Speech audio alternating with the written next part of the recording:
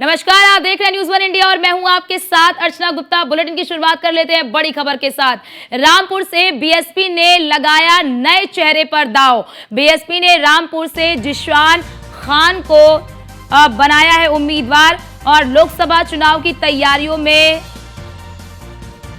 जुटी है बीजेपी। तो ये बड़ी खबर आपको बता दें,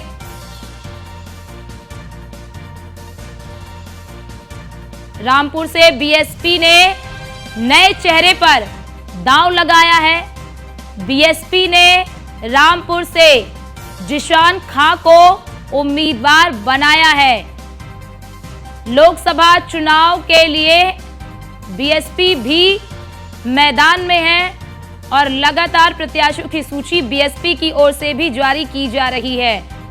तो बीएसपी ने रामपुर से जिशान खां को उम्मीदवार बनाया है। लोकसभा चुनाव की तैयारियों में बीएसपी जुटी हुई है। तो ये बड़ी खबर आपको बता दें कि रामपुर जो है वो एक हॉट सीट बनती जा रही है।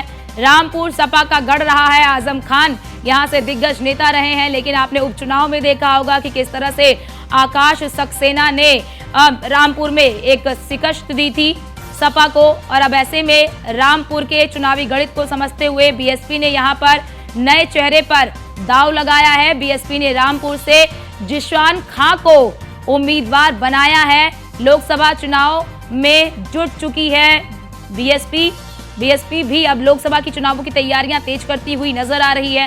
हालांकि अभी तक जमीन पर हमने देखा नहीं है कि कोई चुनाव प्रचार अभी शुरू हो। हालांकि बीएसपी की ओर से भी उम्मीदवारों की सूची जारी की जा रही है और बीएसपी जो है वो कुछ चुनिंदा सीटों पर ही चुनाव लड़ रही है। अब ऐसे में रामपुर की सीट को लेकर बीएसपी जो है उसने एक नया दांव चला है। नए चेहरे पर बीएसपी ने दांव लगाया है। बीएसपी ने रामपुर से जिशान खां को उम्मीदवार बनाया है। अब ऐसे में देखना ये होगा कि रामपुर से जिशान खां कितने टिकाऊ उम्मीदवार हो सकते हैं, क्योंकि अभी हमने आपको खबर बताई है कि रामपुर से अखिलेश यादव भी चुनाव लड़ सकते हैं। हालांकि अखिलेश यादव के रामपुर से चुनाव लड़ने की अभी कोई आधिकारिक पुष्टि नहीं हुई है, लेकिन जो सूत्र बता रहे हैं वो ये बता रहे हैं कि रामपुर से अखिलेश यादव भी चुनावी मैदान में उतर सकते हैं।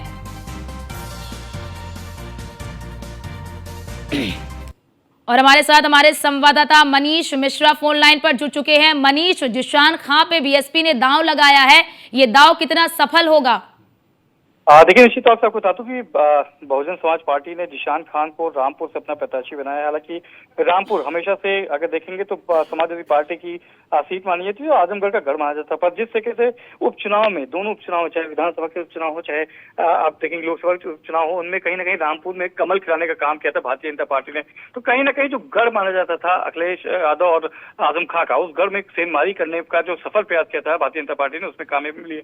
हालांकि अगर अब आप देखेंगे बीएसपी से जो जिशान खां को उतारा गया है, हालांकि रामपुर की जो बेल्ट है वो मुस्लिम बहुल बेल्ट मानी जाती है। वो मुस्लिम जो कम्युनिटी होती है उसकी ज्यादा वहाँ पे बहुआयत है। तो वहाँ पे देखा गया था हमेशा से आजम खां का एक सिक्का चलता था, उनकी माना जाता था, उनका गढ़ माना जाता था, उनकी वहाँ पे पैठ मानी जाती थी। अब उसके बाद जब कमल खिलाने काम किया था, अब अगर समाजवादी पार्टी वहां से जिस तरह से कयास लगाए जा रहे हैं कि समाजवादी पार्टी के प्रमुख अखिलेश यादव रामपुर से चुनाव टाल ठोकते नजर आ सकते हैं, तो यकीन मानिए बसपा का ये जिशान खां का वोट कार्ड लगाना कहीं ना कहीं हो सकता है कि समाजवादी पार्टी के लिए महंगा पड़े, क्योंकि एमवाई फैक्टर हमेशा माना गया है। और देखने के ये हमने देखा था आजमगढ़ का जो चुनाव हुआ था, धर्मेंद्र यादव प्रत्याशी थे और तब गुड्डू जमाली वहां से उतारे गए थे। तब गुड्डू जमाली बसपा में थे। तो कहीं ना कहीं एमवाई फैक्टर में जो एम फैक्टर था वो अलग होता नजर आता। अगर एम फैक्टर इस बार भी अलग होता है, जिशान खां के साथ जाता है, तो निश्चित तौर पे न केवल आजम खां के गढ़ में अखिलेश यादव को एक मुश्किल का सामना करना पड़ सकता है।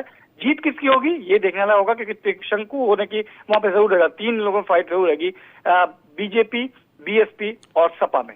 जी अब मनीष, एक बड़ा सवाल ये भी निकलकर सामने आता है कि जैसा कि आपने बताया MY फैक्टर, तो रामपुर का सियासी गणित क्या कहता है? क्योंकि यहाँ पर सपा का गढ़ माना जाता था, यहाँ पर भी कमल खिला चुकी है, और जो मायावती की पार्टी है BSP, वो जिशान खां को मैदान में उतारकर जो मुस्लिम हैं उन्हें साधने की कोशिश की जा रही है, वहीं अखिलेश यादव को उतारकर यादव वोट को साधने की कोशिश की जा रही है। तो क्या लगता है कि इस त्रिकोणीय मुकाबले में हानि किसे होगा?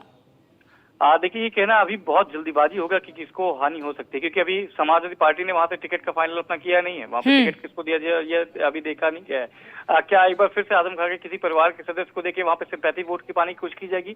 पर जिस तरीके से कुछ कयास भी लगाए जा रहे हैं, कुछ सूत्र के बताए जा रहे हैं, जो हमारे सूत्र हैं वो भी बता रहे हैं कि आजम खां की जगह अखिलेश यादव वहां से चुनाव लड़ सकते हैं। पर क्या अखिलेश यादव अपनी सुरक्षित माने जाने वाली कन्नौज और मैनपुरी और आजमगढ़ को उन्होंने छोड़ दिया है? मैनपुरी अपनी पत्नी डिंपल यादव दिया और अपने भाई धर्मेंद्र यादव को आजमगढ़ से दी है, तो कन्नौज उनकी सुरक्षित है? क्या कन्नौज को छोड़ के रामपुर से वो बिल्कुल मनीष, वैसे में देखना ये होता है कि सपा की ओर से यहाँ पर प्रत्याशी किसे उतारा जाता है। आपका बहुत बहुत शुक्रिया तमाम जानकारी हमारे साथ साझा करने के लिए।